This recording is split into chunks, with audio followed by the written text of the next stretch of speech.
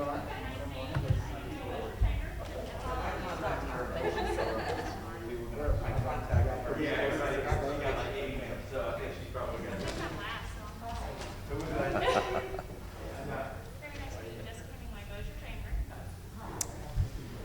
right.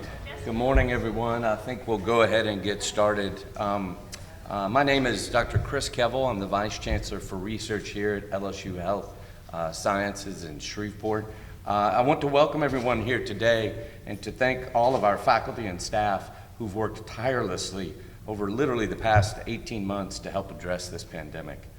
I also want to thank all the members of the media for being here today and for all of your efforts to keep the community informed in this pandemic.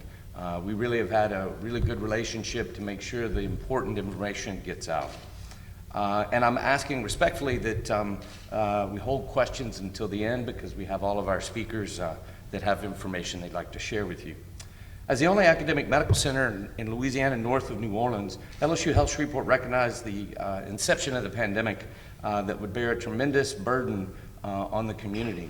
As such, we had a responsibility and privilege to position our community as favorably as possible to address this pandemic.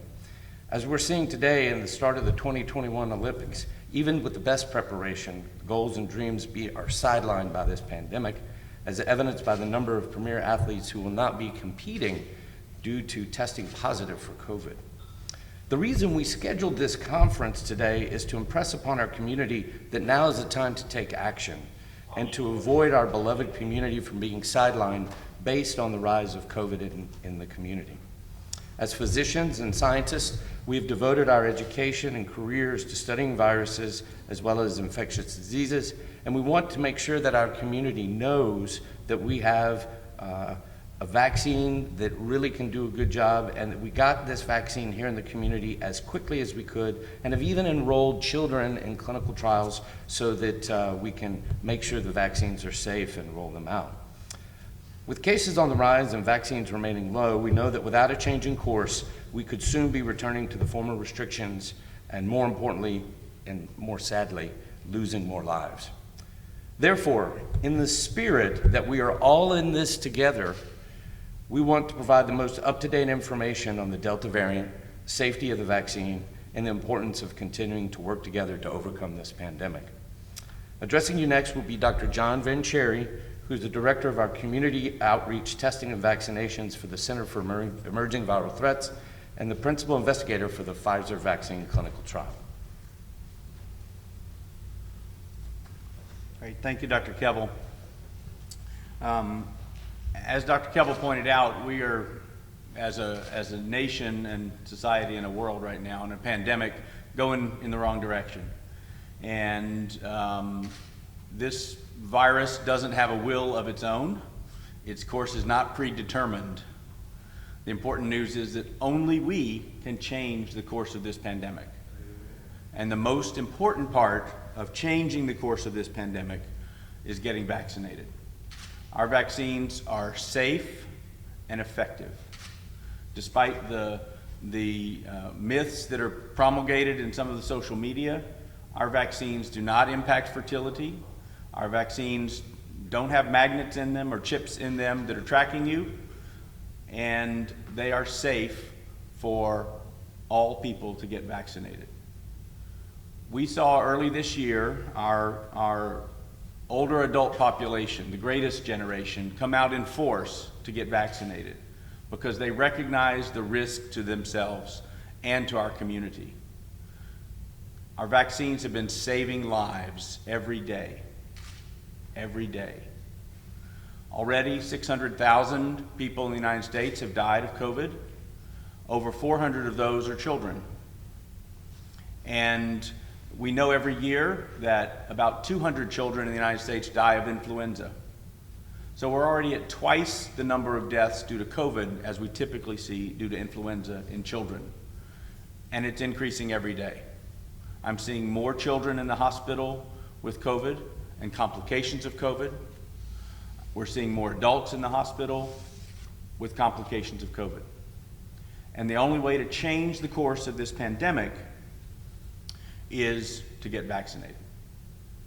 And when we talk about the Delta variant, and to just in basic terms, what are variants? And I always like to get it really basic. The original strain of the virus that circulated 18 months ago, we're going to call vanilla ice cream.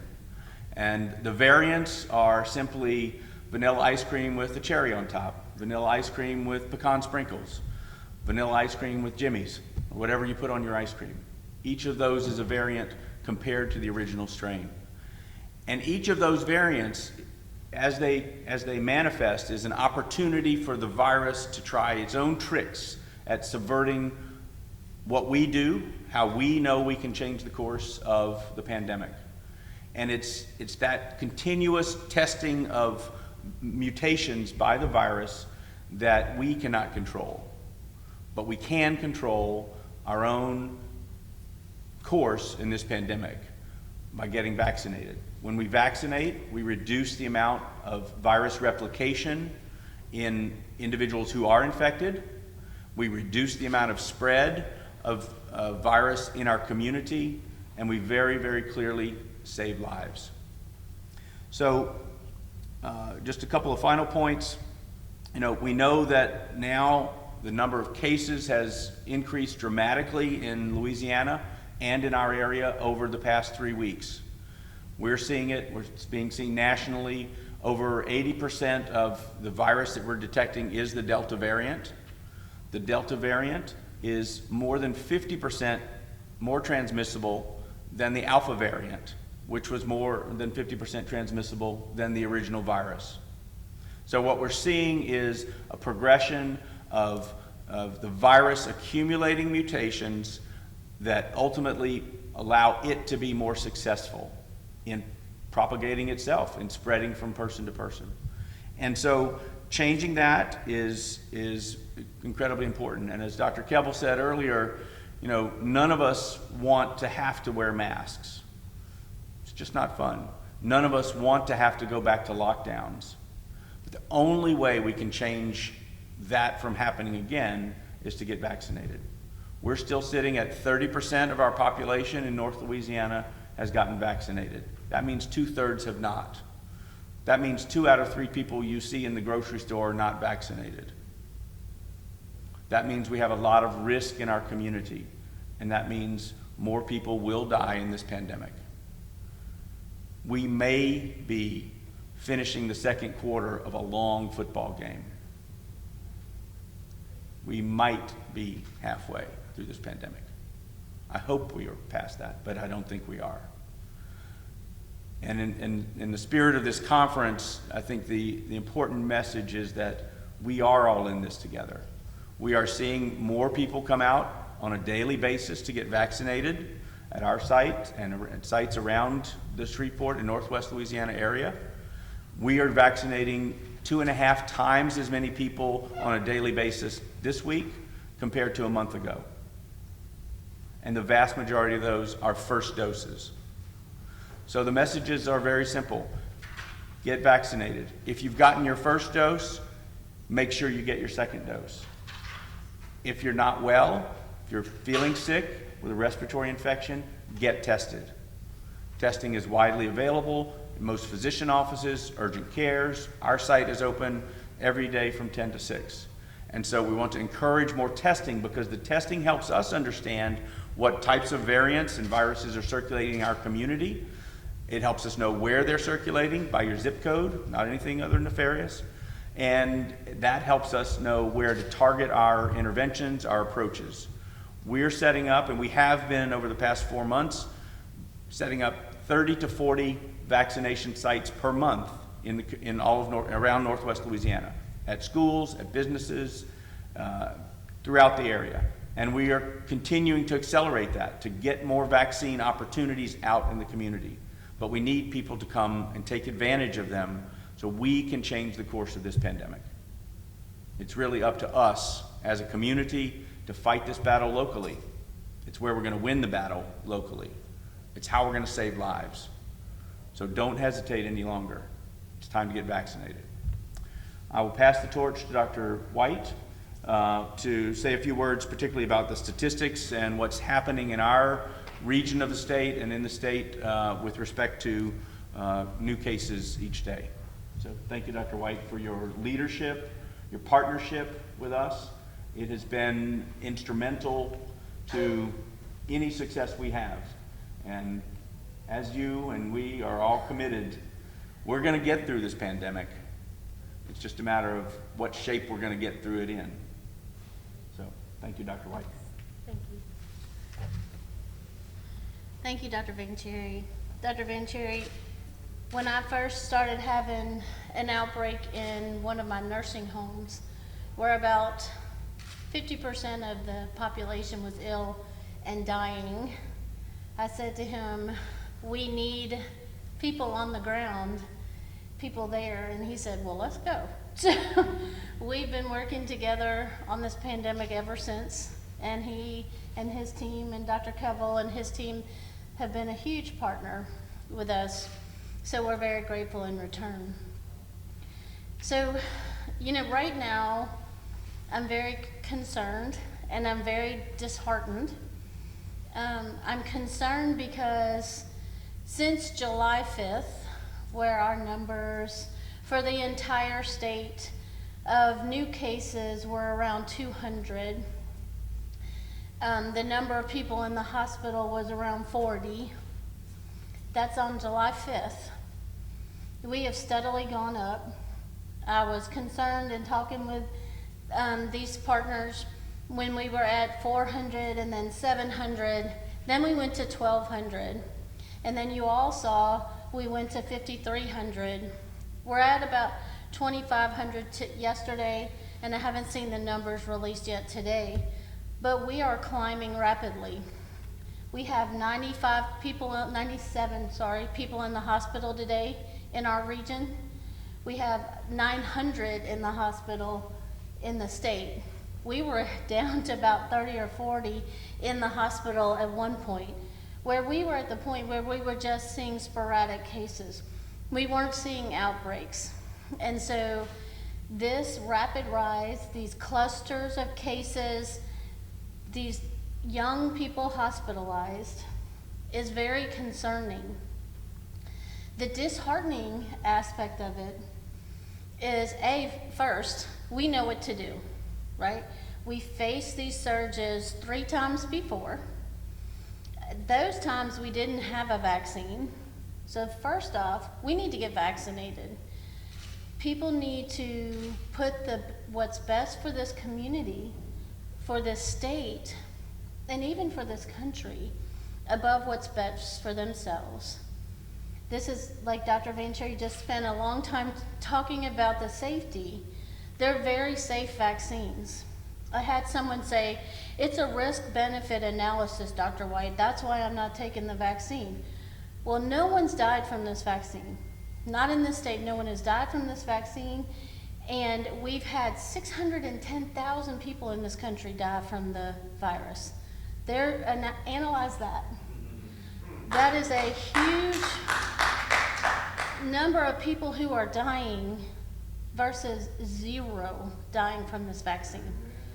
People are scared because they're hearing these rumors. There was a female that stood up in the city council. She stood up in the commission. She has said hundreds of thousands of people are dying from this vaccine and we're hiding it.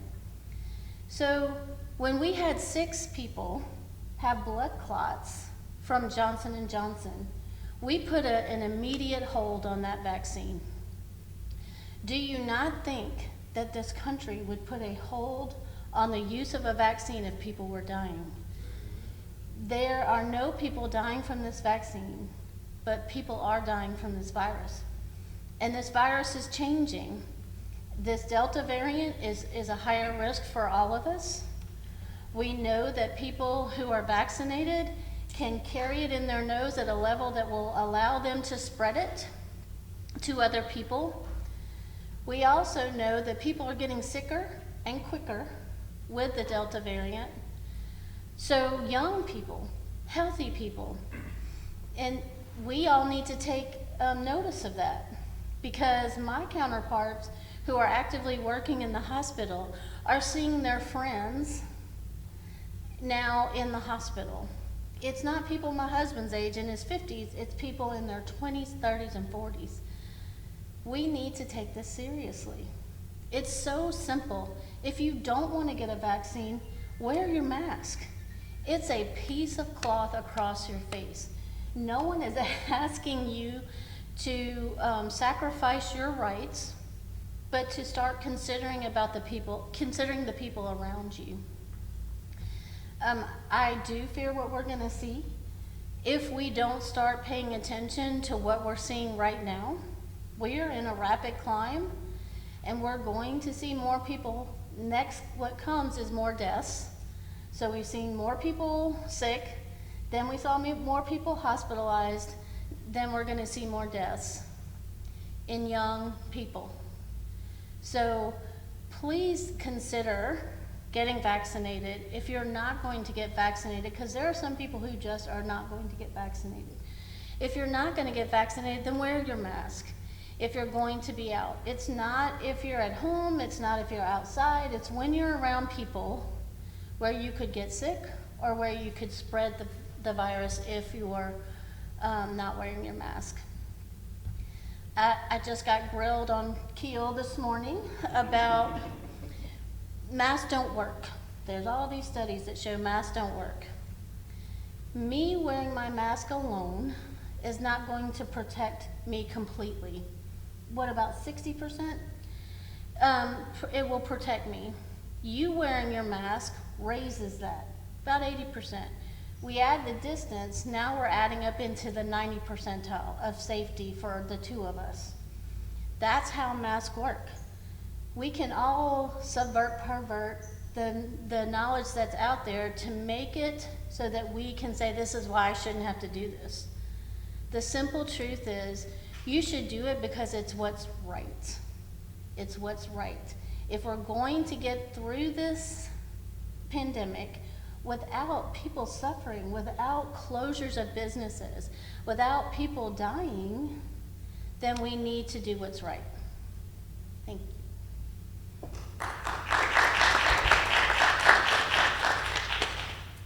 you. No worries.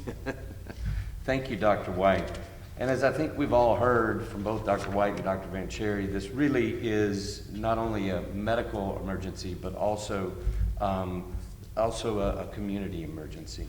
And so with that, we'll turn to our representatives from the community to say a few words. And so I'd like to call up Pastor Roosevelt Seabury. Please, sir.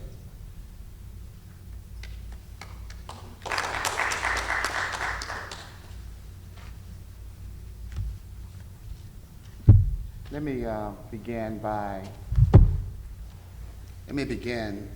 by thanking Dr. Kevel and Dr. Vancheri and Dr. White, who are doing an exceptional job to get the information out to the community concerning this assault and attack upon the citizenry of Shreveport and surrounding areas. So thank you for all that you do to help us to get prepared. In 2001, I was hired as the first African American director of pastoral care at the former LSU hospital, now Ochsner, on the other side. I served as the lead chaplain, the head chaplain, for 15 years in the hospital. I was a part of the trauma team, working closely with the doctors, seeing the hurts and the pains of the nurses as they cared for the patients. I was by the bedside and I prayed with patients who were very sick, and that oftentimes in critical situations they were put on a ventilator. And many of those days, praying for patients and praying for the nursing staff and the doctors who are giving everything that they have, I've also had to comfort the family of those who've died, lost their loved ones because of them not being able to survive from the ventilator.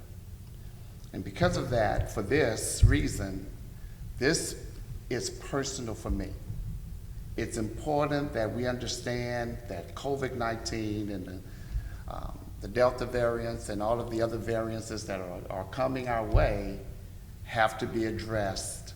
So, in particular, not just in the city as a whole, but in particular in the Black community. On last Sunday, Dr. White and Dr. Venturi came over to the church where I pastor, the Union Springs Baptist Church, 702 West 71st Street, that I call the west side of Cedar Grove. One of the poorest neighborhoods, one of the poorest Black communities, hard hit in every economical status. But they came to sit down and answer the hard questions.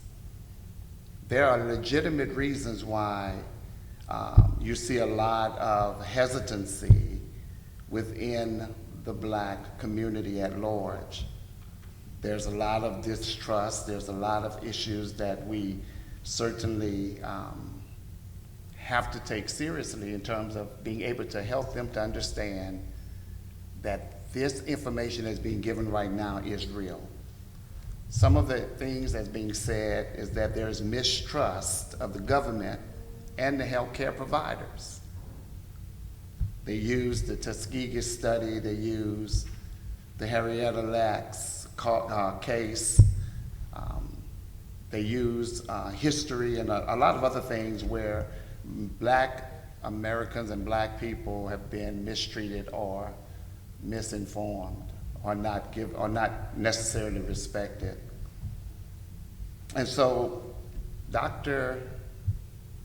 Venturi and Dr. White took the time to listen to their concerns, to listen and to do what they could to answer every one of their concerns. And so I'm getting calls from Dallas and from New Orleans, from people who were on Facebook and listening as they were sharing for over an hour. And I appreciate you for doing that. I appreciate you for caring so much to where you understand that it is our community that's really being hit really hard. The Black community have fears, and it's being said because of misinformation. They fear that it's misinformation or the advocates that are sharing information don't serve from their communities. And it's not that people have an irrational fear of new medical technology. It's that they have an awareness of a long history of being mistreated, deceived, and disrespected. And so I'm here today just to do what I can to say to our community in particular, the Black community in particular, that I've worked in the LSU Health Science system from the hospital side, even to the medical school side, and I've seen the researchers, and I know the people here have a heart for really trying to make sure that we are safe, and that the information that's being given from this institution, you can take it to the bank. I know that Blacks have issues with government sharing any type of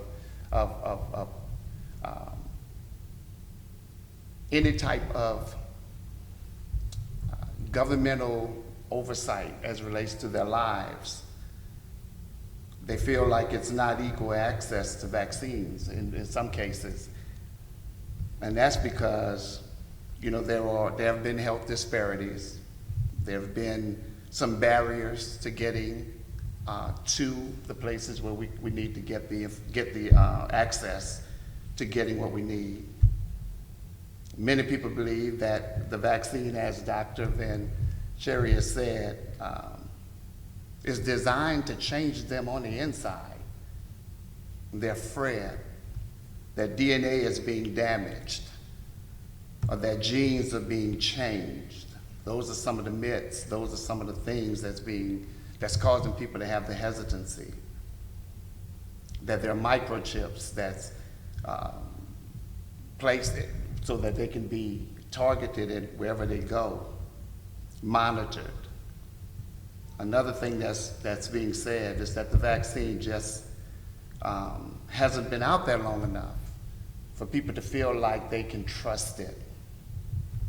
And so with all of that being said and all those things, there are those who know people or they're hearing about people who have lingering effects as coughing and throat, ribs, kidney hurting, headaches and drowsiness. All type of information and misinformation and disinformation is being put out in the atmosphere. And I wanted to come today to say that the information that you're getting, whether you are in Moortown, Ingleside, Cross Lake, Risa, Queensboro, Stoner Hill, Highland area, wherever there is a black community, just know that from the top of this process, that there are black people who are involved in the process, black researchers who are involved in the process. And it is important for you to put your life in the hands of people who care so that you don't lose your life for fear. I'm going to share as I close. We already know that as of July 19, 2021, the CDC reported that 58% of people had received at least one dose of vaccine. And among that group, 59% of that group were white Americans, or white Americans, and 16% was Hispanic, and only 9% were black or African Americans.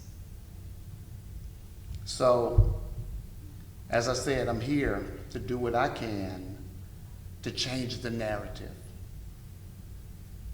And so I have some suggestions as I get ready to close. And many of you know, if you ever hear a preacher say he's getting ready to close, in the white church, that's about 15 more minutes. But in the black church, that's another 40 minutes as we're getting ready to close. And before I give you the suggestions of what I believe is going to help our community, let me just, since I mentioned that this is vital to me, let me challenge our white evangelists, white evangelicals, pastors, Southern Baptist pastors, who are doing either going along with the misinformation because of fear of their congregations, or who are sitting on the sideline and acting like, I'm not supposed to be a part of that, I just stick to the gospel. Our motto at our church is that we are a people reaching out with the love of God, ministering to the whole man. The whole man. You just can't take care of a person's soul and not be concerned about the person themselves. And so I want to challenge our white evangelical brothers to do what they can to push their congregations to invite Dr. White and Dr. Vancheri to come and sit down and answer the questions so that their people can be okay with the information. Here's what I believe will help our community. This is a serious issue. This is a serious variance, and so I think you have to think outside the box in order to reach the community that's being hit the hardest. So I say let's get radical to save black lives. Since black lives matter, let's get radical to save them. One, we have to find and recruit the gatekeepers of every black and brown community. They're real community leaders, not the so-called ones, but the real ones that's living in the community. Neighborhood watch presidents, civic leaders, activists, teachers, city council persons, parish commissioners, and Acts pastors, and SPAR. I don't know if it's called SPAR anymore.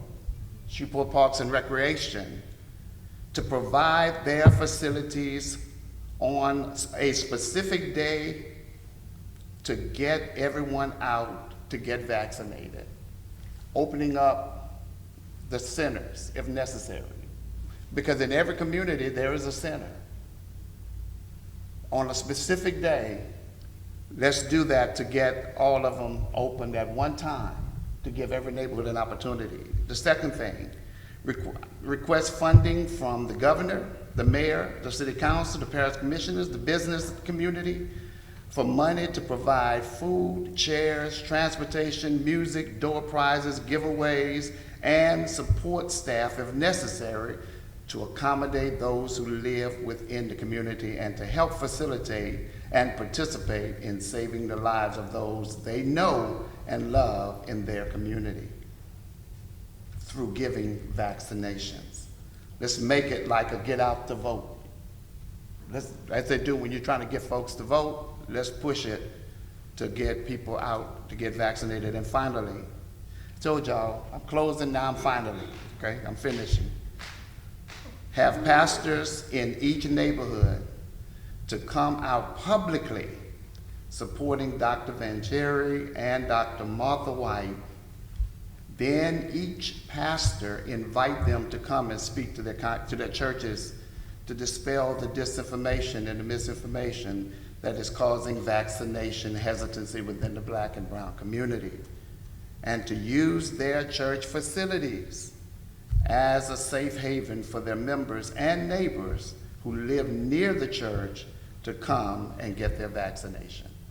It's going to take a massive effort where everybody's involved, and we're going to have to push it as if it literally is life and death, and we can do that because it really is. Thank you.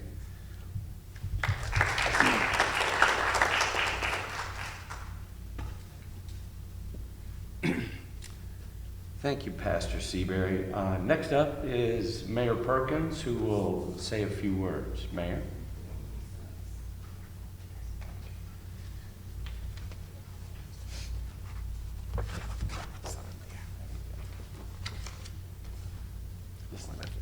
That's yours. Yeah. It's in my pocket. Morning, everybody. I want to thank our media partners for being here, for allowing us to put out such critical messaging this morning out to the community. I want to thank our healthcare leadership as well for the role that they've played over the last year and a half. I'm a military man. I'm a veteran of the United States Army, and I do not use military analogies very often. But I will say over the last year and a half, I have been in the foxhole alongside them and our faith leaders in this community fighting this virus. And watching their courage, watching their bravery, watching their hard work, their courage to speak truth to power, their courage to put out messaging when it was not very popular, makes me very, very proud, and I'm thankful to be standing shoulder to shoulder with each and every one of you. Pastor Seabury talked about where his church is located here in Shreveport on the west side of Cedar Grove. And the house I was born in is actually 2 blocks away from that church. One of the poorest neighborhoods here in Shreveport. And I stand here today as the mayor of this city. I've gone off, fought for this country. I've gone to some of the best schools in this country. And I've truly been blessed and been able to live the American dream because of the values that I've gotten from this community, because of how much this community poured into me. And it pains me each and every day to see our community hurting. And that's where we are right now. We are in a very bad spot. The spike in COVID-19 cases is extremely alarming, and it requires immediate action from all of us. This is the biggest public safety threat of all of our lifetimes. So as of today, as the mayor of the city of Shreveport, I am issuing a mask advisory. I'm encouraging each and every citizen, when you are indoors, aside from being in your home, aside from being alongside your family, to wear a mask. We do not know the vaccination status of those around you, as was pointed out.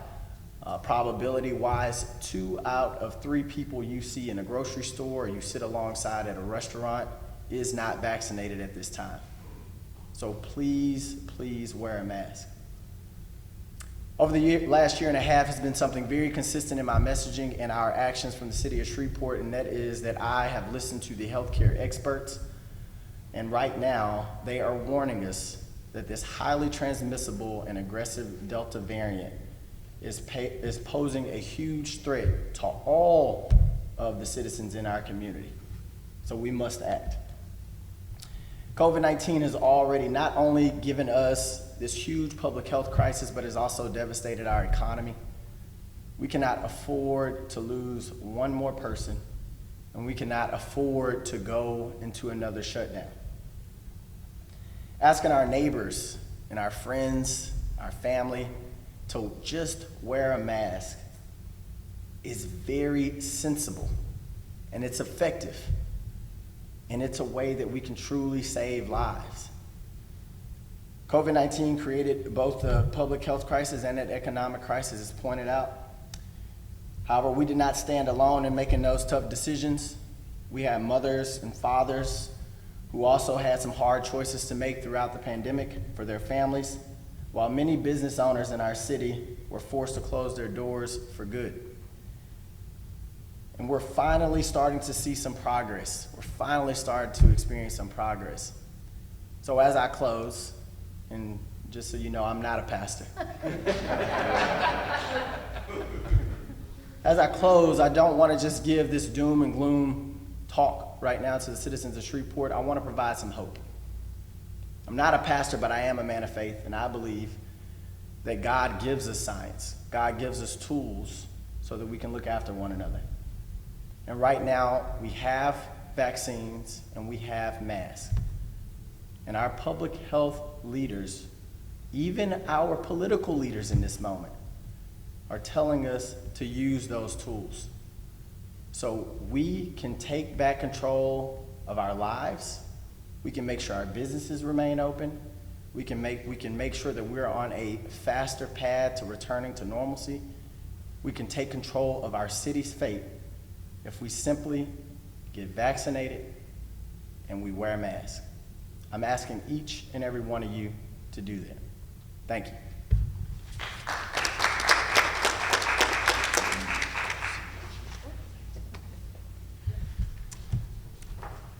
Thank you, Mayor Perkins, for both your leadership and your commitment to this effort. It truly does take a team effort to deal with this.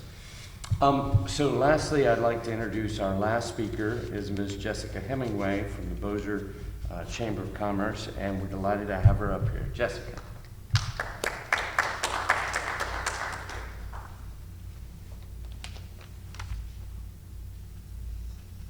Thank you.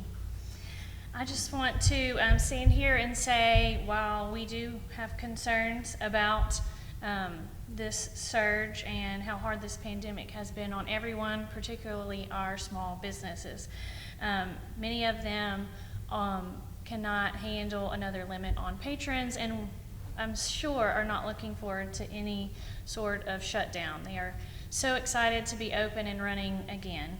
So these businesses have worked hard to remain open and be sources of income, not only for themselves, obviously, but for the community, and to provide services and goods for all of us.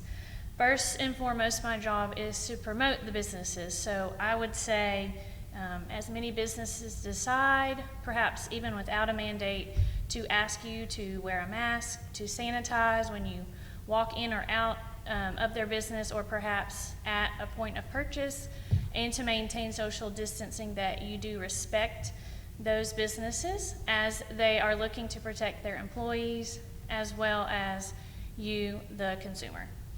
That is also, please, if you are sick, do stay home and do not frequent these businesses. Many have curbside pickup. We have expanded so many ways to get goods and services here. I mean, it's amazing how many things you can pick up with very little contact for others. So if you are feeling sick, those are very viable options for you as well.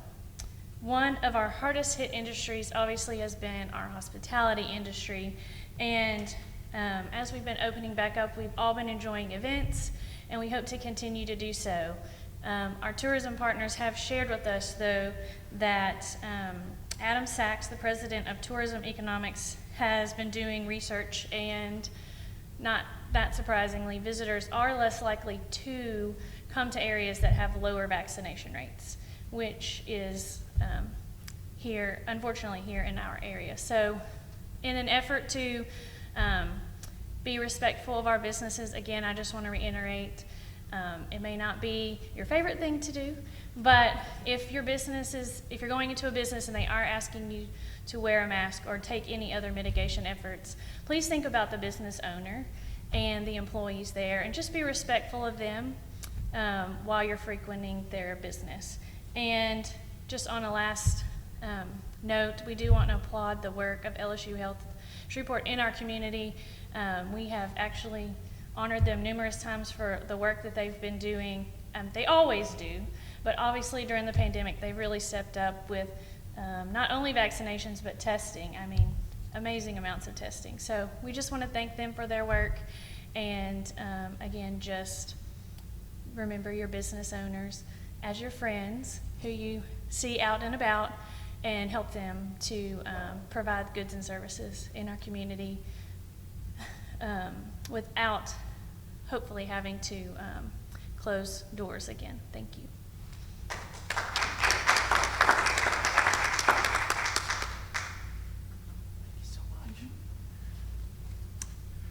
Thank you so much, Ms. Hemingway. In fact, she's absolutely correct. The Bossier Chamber has been fantastic. It's been a wonderful partnership to work both with the city of Bossier as well as the city of Shreveport. And we definitely want to do these right things and these recommendations to help preserve our businesses, preserve the health of the community, and get through this next surge. So I'm going to stop talking, and I'm going to open up the floor for questions. So that we've got a panel of distinguished experts here. Certainly love to give everybody an opportunity to ask. Yes, sir. I'm Dr. Voorhees, and thank you for the opportunity here. But I guess I'm a little disappointed because we've got an elephant in the room, and nobody has mentioned the elephant in the room. Louisiana is practically, we're last, and, fifth or whatever we're last. And the elephant in the room, we don't talk about it. So are we complicit? There's a lot of good suggestions, and I appreciate them. And I'm working closely with, Dr. White and Dr. Vancheri. I think we've got an event coming up on the 31st at the NWLA campus. But when you got the President of the United States for over a year talk about hoax, talk about the vaccine, talk about that you shouldn't do anything about it. You've got the Republican delegation saying the same thing. I mean, what are you communicating to the public? And even now, we don't have an avalanche of support from, let's say, the Republicans, for example, saying, hey, look, Scalia's just this week got this vaccination. But is he saying, is he supporting? And, we're a red state. But, we've got to stand forth and we've got to say, look, a lot of this distrust came from the White House. And it's, when you repeat it for a year, what do you expect? And so anyway, I just think I would have liked to have heard something about the elephant in the room. Please, Pastor Seabury. That's the reason that I made the appeal to the white evangelical pastors. Because they're the ones who, for the most part, supported the Republican Party and the decisions that they made over the course of the last few years. And so they're still being told from the previous president to not necessarily receive this, to not follow the guidelines that's being pushed by President Biden, which is really ironic since President Trump was the one who pushed the vaccine and brought it into fruition, if you will. But it is the churches who have the opportunity to push that message to the congregants who are, because they're not going to get it from the Republican leaders, but you have to deal with at least the gatekeepers on the ground who are still pushing that type of mandate. And so you're right. You have to deal with it, and the reality is that this variant and this disease is affecting everybody. It goes across party lines, racial lines, You know, everybody's affected. And so that's why I asked the churches and the pastors from the pulpit to change the narrative, to begin to push it and say, we're not even going to have a congregation if we don't do something to address what we're facing, this threat that's facing us now. So I hope that helped. So, yes, Mayor Perkins. Yeah, as the elected official on stage, I will say that the reason why I mentioned in my speech that now we have support from our political leaders is because Representative Scalise did fly home. He did get vaccinated publicly. They did give a talk about encouraging American citizens to get vaccinated. So now in this moment, we have bipartisan support. This now should not be a political issue, and we should see that support trickle down from Washington, D.C. in the same way we saw the divisiveness early on. But this is what's important to me. We can't change what happened a year ago. We cannot go back. We have a new president. We have a new posture from the Republican Party. And what we have to do is not point fingers in this moment. We have to get through this fourth surge.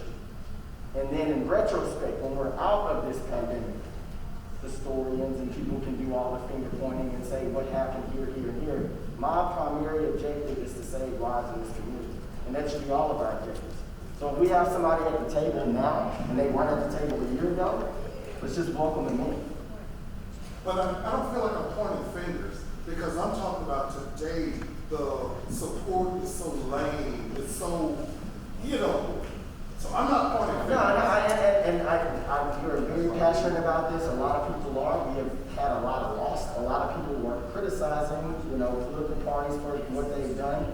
But I just got to say, again, my emphasis is to say, hey, good on you, Representative Scalise, for getting vaccinated publicly. Good on you for GOP leadership for having a public talk, encouraging American citizens. And I'm hoping that I see the same thing from state leadership, GOP leadership, local GOP leadership. And honestly, our local, my city council members have been doing a good job of encouraging people to get vaccinated. So I'm saying I hope that trickles down, and we need to be looking forward and trying to bring them in rather than even pointing out the way that they were last month, 2 months ago. That's my approach. Hey, Doc, thank you for the question. Seriously, I feel like right now we need to meet people where they are. And that's one of the reasons why Dr. Van Cherry and the mayor and I met with the Ministerial Alliance. That's why we went and spoke with Pastor Seabury's church, and we're willing to speak with anybody. In fact, I haven't even told Dr. Van Cherry, but we have a very large, actually, primarily Caucasian church has asked us to come and do the same. So that's exciting to me that we're having people reach out to us. But we have to reach people where they are. And so many people have so many different reasons, and that is one of them for sure. We have to address it as we speak to different groups. But the goal has to be right now safety, and that's safety. Either get your vaccine, let us come talk to you about it, and wear your mask, period. That's what we have to get the word out. So I think you're right. We have to address all groups, and each group has a variety of different causes as to why they have not stepped up and gotten vaccinated. I think on all sides we're seeing people reach out, which is exciting. I will tell you, the angst, the anger, the aggression towards people who are speaking these words has gotten out of hand. When I stand in front of a city council meeting and I'm literally cussed at because I'm bringing science facts and it's not what someone wants to hear, that's not an intelligent conversation. I'm happy to talk to anyone about their concerns, but we have to understand your rights are your rights until they harm someone else. And that's where I am on this. I try not to be political when I speak to people. I try to tell them just the science and why it's so important. So I hope that we can start finding those, the mayor has really encouraged us to find more ways to reach out to people, than we have already. And we're gonna keep pushing. But we need your help. We need you to talk to your friends, to your church, to your family. If someone is telling you, I'm not getting vaccinated, talk to them. Say why, address it with them, because you're more likely to affect them than I am. And I agree with the pastor about finding leaders in the communities, and I think he's helping us work on that. Thank you. Yes, Ms. Farah. Actually, I have a couple of questions for Dr. White, so just hang on the microphone for a second. Where are there any specific hot spots or places that you're specifically concerned about right now as far as COVID cases? So all of my non-parishes are above 5% positivity. We've all gone from 2 to 5 to 9. Some of them are 8. I think Shreveport's 6.8. I think the last percent positive. So all of our parishes around here are seeing climbs. We have had little outbreaks here and there, but what we know is people aren't getting tested, and that's so important. If you feel like you're having allergies, if I have allergies every day, and my allergies all of a sudden are knocking me over, like I'm feeling terrible, go get tested. If you've been a contact to someone who's sick, go get tested. Don't use the I don't want to be a case and have to quarantine as a reason, because we need to know where these cases are so that we can help combat it in our community. And to follow up briefly from Dr. White, the EVT efforts, the CEVT efforts at the old Chevy Land, testing is available every day at the same time vaccinations. You can get the molecular test, the regular PCR test, as well as the rapid test. So she's absolutely correct. They're there all the time, open. Just drive on up and get the test if you want it. Or if you hadn't had the vaccine, definitely get the vaccine there as well. Just for comparison's sake, look at the height of the pandemic when it was really bad, and I realized from what Dr. Bancheri said, we're headed that way now. What was the percentage rate then for testing? Like at the height of the pandemic, right now it's 5, what was it then? I can't remember the exact, do you remember, Dr. Manchester? I think we got to 8, 10, 12%, sort of in that range. Okay, so we're headed that So way. We're seeing that in some local hotspots now. We had some spots where it would be 20 Yeah. Right. for a few weeks, and then it would drop back down. As far as cases, you know that case load yesterday was the 3rd highest in the state ever. So since we started all of this. And I have a couple of questions for Dr. Bancheri, if that's okay. So one reason that I have heard that people are not wanting to get the vaccine is because they say, well, there's only it's only been authorized. It's not FDA approved yet. Can you tell me if there's any idea when we might see FDA approval and why it's still a day, Sure. even though it's just been authorized? Sure. So the question is, what's the difference between emergency use authorization and full approval by the FDA, and when is it expected that will happen, sort of progression from emergency use? So the emergency use authorization is an action that the FDA can take in an emergency. A pandemic is a good example. When we need a critical tool in our toolbox, be it a vaccine, a medication, and the like. And so that emergency use authorization prioritizes safety over knowledge about effectiveness. Okay, so let me dissect that. When we're doing a clinical trial, we're always focused on those two things. Is it safe and is it effective, right? And so the effectiveness part of it, that is, does it prevent death or prevent illness, takes a longer time to understand, to get the data that is conclusive, than does the safety aspect, right? We can tell very quickly if it's safe. And so the clinical trials that were done with the Pfizer and Moderna vaccine each enrolled over 45,000 people worldwide. So that gave us a very large population of people who had received vaccine or placebo, because it was blinded, and very quickly we could understand, are there any safety issues related to these vaccines? And the answer was no. Yes, that was short term. The FDA required that we have safety data for at least 2 months after the second dose. But ongoing, of course, we constantly reevaluate that So now we are a year out from the first doses of the Pfizer vaccine in people's arms. So we're continuing to accumulate that data. So the emergency use authorization was based on, do we have a vaccine that's safe, and will we soon, and we now know, but will we soon have data on its effectiveness? And the answer, or allow businesses, especially hospitals, to then set mandates for vaccination in the right setting, which is important, because it adds some other legal protections for those businesses. But in point of fact, as a society, I think that distinction is minor. Okay, as far as timing, do we know what the timing is, how much data you have? Right. So the Pfizer has already asked for full authorization, and the FDA is reviewing with those criteria now. That may happen in the next few months. I've gotten a lot of questions about when will vaccines be available for younger children, younger than age 12.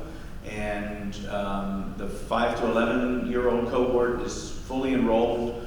They all got vaccinated in June, and we're now in that sort of 2-month safety and effectiveness follow-up period. And then younger kids, 6 months to 5 years of age, that study is ongoing and enrolling subjects worldwide. And my last question, I promise. A lot of what we're seeing in national news, we're talking about breakthrough infections with the vaccine. Can you address that? Yeah. So the question about breakthrough infections and what are we seeing? And breakthrough infections basically is the idea that someone has received the vaccine, but yet they still get infected and get sick from COVID. We are seeing breakthrough infections. We knew that would happen, right? There is no perfect vaccine in terms of effectiveness or safety. We absolutely know those things. And so we are seeing breakthrough infections. Those infections tend to be very mild. That is, it might just be a stuffy nose, feeling like you have allergies flaring up, something like that. There's patients who tending not to have fever, not to have the loss of taste or smell that you see with kind of the full-blown infection, folks who aren't vaccinated. Those infections are mild. A very, very few people who have breakthrough infections require hospitalization or are considered serious disease. The expected rate of breakthrough is 5-6% based on the clinical trial data. And so, again, we're not seeing anything at this point unexpected about those breakthroughs. But one of the key things we know, and as Dr. White said, people are showing symptoms with this Delta variant more quickly. With the original strain, 4 to 6 days was our incubation period. With the Delta variant, we're talking about 3 to 4 days incubation period. So that incubation period is shortened. And we also know, just data published just a few days ago, that the amount of virus that is being produced in your nose, if you're infected with the Delta variant, is about 1,000 times higher than the original strains of the Wuhan virus. So what that means is, if the virus is replicating in your nose, there's a lot more of it there. That means when you're coughing and sneezing, you're putting a lot more of it out in the environment, and that's a major part of why this Delta variant is more transmissible. Because when you've got a lot more virus, you're shedding it and spreading it. And right now, Delta is the latest variant of concern, right? Right. Delta is, right now, represents over 80% of the new infections we're seeing. And 98% of those are in people who are not vaccinated. And just if you want some percentages, about 93% of people who are sick are unvaccinated. So, and then about 99.1% of people hospitalized are unvaccinated. Okay, so I think in the interest of time, we're going to go ahead and wrap it up now. However, I know all the panelists are going to be available for other questions after this. And also, please don't forget to leave, or rather, forget to get a handout before you leave with the testing sites and the vaccine sites that are coming up in the community. Thank you very much.